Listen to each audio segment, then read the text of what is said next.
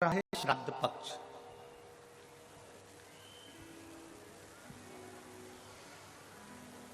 श्राद्ध का मतलब है श्रद्धा। अपने गुरु, अपने माता पिता, अपने पूर्वजों के प्रति, अपने गुरु के प्रति, अपने घर के बड़ों के प्रति, अपने बड़े आदरणीयों के प्रति आपकी कितनी श्रद्धा है।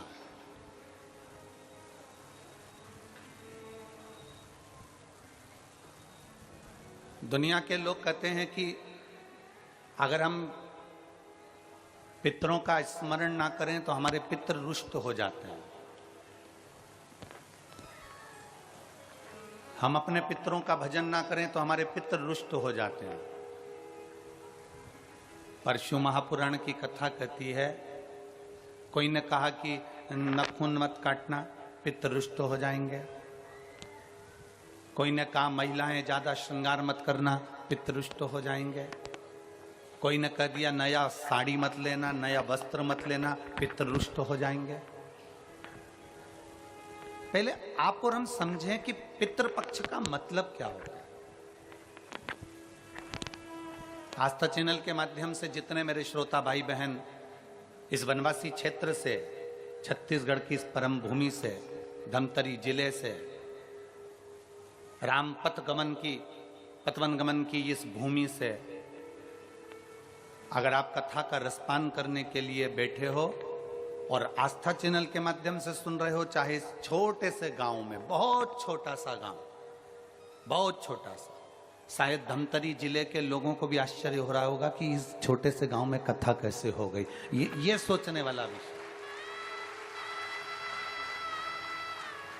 पूरे धमतरी जिला वालों को, पूरे रायपुर जिला वालों को, पूरे दुर्ग वालों को, पूरे भिलाई वालों को और पूरे क्षेत्र वालों को ये सोचने में आ रहा होगा कि इतने छोटे से क्षेत्र में गुरुजी ने कथा दे कैसे दी। इतने छोटे से क्षेत्र में उसका केवल एक कारण था कि श्राद्ध पक्ष में दुनिया के लोग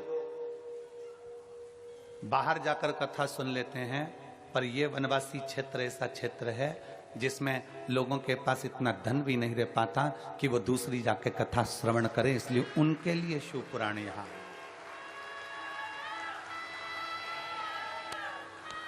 ये कथा उनके लिए आई है जो अपने गांव से बाहर निकलना, जिन्होंने कभी ट्रेन का साधन नहीं देखा, जिन्होंने कभी कोई बड़े शहर में जाने से भी भय लगता है, ये कथा उनके लिए आई है। और जितने टीवी चैनल के माध्यम से कथा सुन रहे हैं, जितने आस्था चैनल के माध्यम से कथा सुन रहे हैं, आप ये मानकर चलो इस कथा के यजमान आप सब हैं और पूरा ये धमतरी क्षेत्र है। केवल एक यजमान नहीं, इसके आप सब यजमान। इसलिए भाव से, दिल से कथा का तत्व ग्रहण करिए। पितृपक्ष को हम समझें। किसी ने कहा नखून मत काटना, किसी ने कहा नया कपड़ा मत लेना, पितृपक्ष में 16 दिन नए कपड़े नहीं लेना चाहिए। कोई कहे ये नहीं करना चाहिए, कोई कहे मकान का मुहूर्त, कोई कहे ये मुहूर्त, कोई कहे वो मुहूर्त, कोई कहे अच्छा काम करने के लिए मत जाओ, अच्छा मंगल कार्य के लिए आगे मत बढ़ो। शिव महापुराण की कथा कहती है कि पितृ बुरे नहीं होते हैं।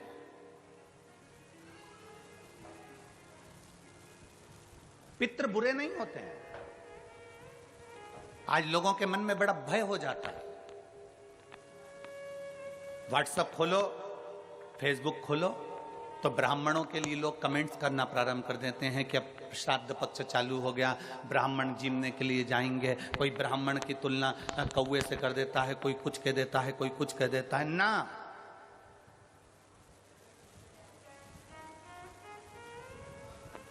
गायत्री करने वाला ब्राह्मण, वेद पाठ करने वाला ब्राह्मण, संध्या करने वाला ब्राह्मण की तुलना किसी साधारण से नहीं होती, उसकी तुलना तो स्वयं नारायण और ब्रह्मा से होती है। स्वयं नारायण और ब्रह्मा से होती है। किसी ने कहा कि तुम अभी नया वस्त्र मत लो, पितृपक्ष चल रहा है।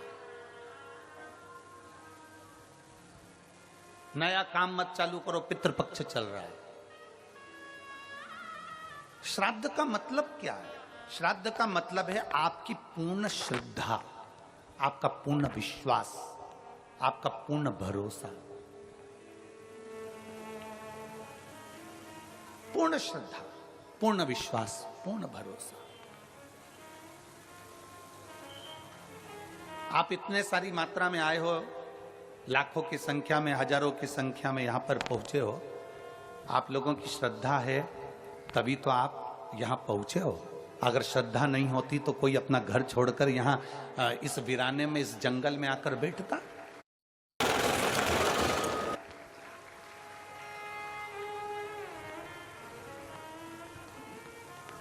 इस वीराने में, इस जंगल में कौन आता?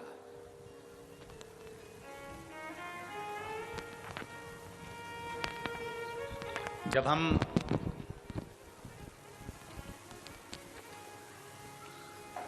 कल इस पवित्र भूमि पर आए छत्तीसगढ़ की, और इस कांटाकुणी गांव में के अंतर्गत हम यहां पहुंचे।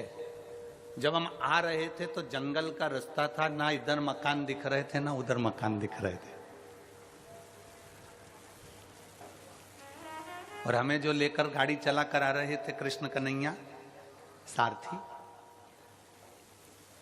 हम उनसे पूछ रहे थे कि गांव है कि नहीं है। हम उनसे बात करते करते आ रहे थे तो हमारे कृष्ण से, रथ चलाने वाले से हमने पूछा, हमारे सारथी से हमने पूछा कि गांव है कि नहीं है। कहा गुरुजी है।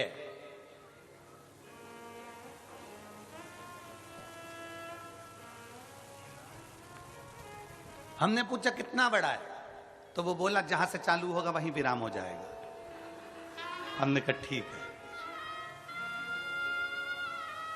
आज सबसे बड़ी प्रसन्नता का विषय इस भूमि पर यह है कि इस भूमि से मेरे राम अयोध्या चलकर निकलकर लंका के लिए गए थे। लंका के लिए गए।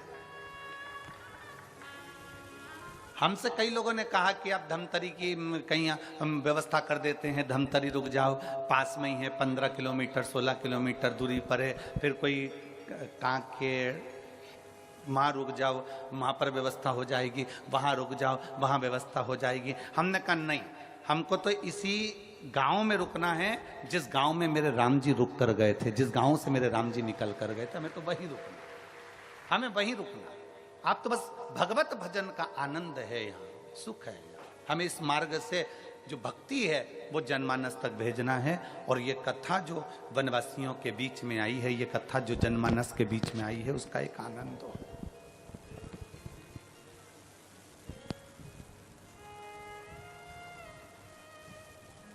दोनों ओर कहीं मकान नहीं दिखे। चलते चलते चलते चलते जब जहां रुके थे, शायद सरपंच जी का घर है, शायद किनका घर है, जहां हम रुके हैं, तो वहां रुके। और रुकने के बाद में फिर स्मरण में आया तो हमने फिर उनसे पूछा, सारथी से, कृष्ण कन्हैया से, क्यों पूरा क्षेत्र जंगल का है,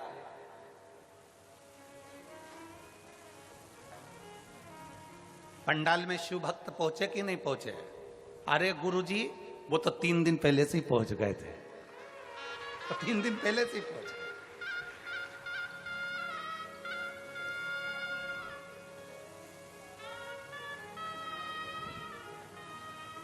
हमने कहा इतना जंगल क्षेत्र है, जीव जानवर। कहने गुरुजी 50-50 हिरण दौड़ते हुए आते हैं और पानी पीकर इसी क्षेत्र में वापस चले जाते हैं। इतना सुंदर क्षेत्र है, इतना सुंदर। और हम कहें संपूर्ण आस्था चैनल पर कथा श्रवण करने वालों से और संपूर्ण छत्तीसगढ़ के इस पवित्र धरा के सभी श्रोता भाई बहनों से कि भगवान राम जिस भूमि के पास में से निकल कर गए हों वो भूमि साधारण नहीं हो सकती, उसकी शिव तपोस्थली हो सकती, शिव तपोस्थली।